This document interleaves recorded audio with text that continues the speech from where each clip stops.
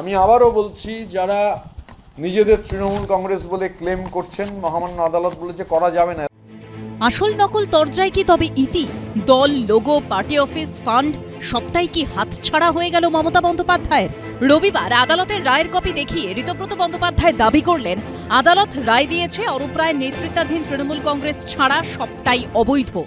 পরিষ্কারভাবে এই রায় বলেছে যে নোভোটেল হোটেলে 22 তারিখ জুন মাসের যে ন্যাশনাল ওয়ার্কিং কমিটি তৈরি হয়েছিল, সেটাই একমাত্র অনলি লফুল এক্সিকিউটিভ বডি, আইনগতভাবে স্বীকৃত একমাত্র বডি। মানে কেউ যদি এখন ক্লেম করেন যে তৃণমূল কংগ্রেস, আমি সব আসল নকল এসব বিতর্কের মধ্যে না গিয়ে আদালতের যা পর্যবেক্ষণ, সেখানে পরিষ্কার বলে দেওয়া রয়েছে অন্য কেউ, মানে অরূপ রায়ের নেতৃত্বাধীন যে অল ইন্ডিয়া তৃণমূল কংগ্রেস, অরূপ রায় যার চেয়ারম্যান, এছাড়া অন্য কেউ যদি তৃণমূল কংগ্রেস বলে দাবি করেন, সেটা অবৈধ, ইল্লিগাল।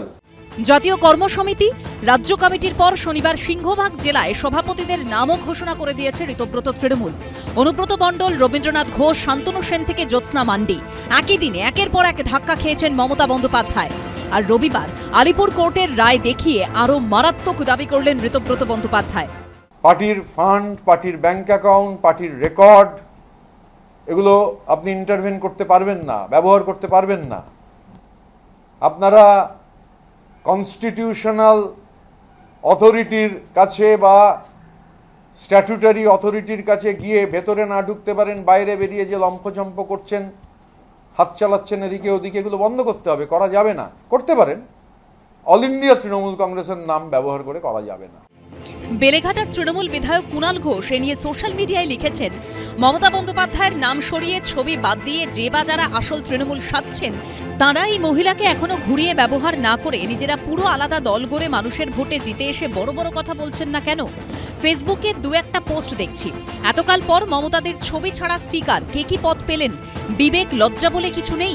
এক একটা নাম দেখুন, মমতাদি মুখ্যমন্ত্রী থাকলে এদের কি কি ভূমিকা ছিল বা হতো ভেবে নিন। বাকিটা সময় মানুষ আর দলের কর্মীদের বিবেচ্য।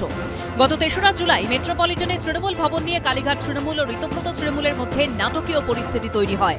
এই প্রেক্ষাপটে এদিন তৃণমূল ভবন নিয়েও হুঁশিয়ারি দিয়েছেন ঋতব্রত বন্দ্যোপাধ্যায়। মেট্রোপলিটন সহ যে কোনো পার্টি অফিসে জোর করে ঢুকতে গেলে এই যে রায় রয়েছে, এই রায়ের ভিত্তিতে আমরা আইনত পদক্ষেপ গ্রহণ করব। এটা আমাদের কথা নয়, এটা কোর্টের রায়। এটা একটা এক্সপার্টি ইন্টারিম অর্ডার, এটাতে ভয় বিভ্রান্তির কোনো কারণ নেই।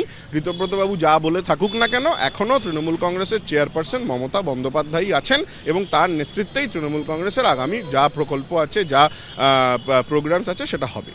তৃণমূলের কোন্দল যখন চরমে, তখন তা নিয়ে কটাক্ষ ছুড়ে দিয়েছে বিজেপি। কর্মের ফল পাচ্ছেন, তাদের নিজেদের ব্যাপার, কোথায় কি কার সাথে কি সমীকরণ ছিল সেটা আমরা কিছুতেই কখনো বলতে পারবো না। এবং আগামী দিনে দলটাই থাকবে না, দলটা নেইও, 1 মাসের মধ্যে দলটা পুরো লন্ডভন্ড হয়ে গেছে এত বড় তুফানে, সুনামিতে। সুতরাং এদেরকে নিয়ে বলার মতো সময়ও আমি বলবো আমাদের খরচা করা মনে হয় উচিত না। সব মিলিয়ে মমতা বন্দ্যোপাধ্যায় এখন কি করেন সেটাই দেখার। অনির্বাণ বিশ্বাস, সৌমিত্র রায় ও শিবাশিস মৌলিকের রিপোর্ট, এবিপি আনন্দ। এবিপি আনন্দ, এগিয়ে থাকে, এগিয়ে রাখে।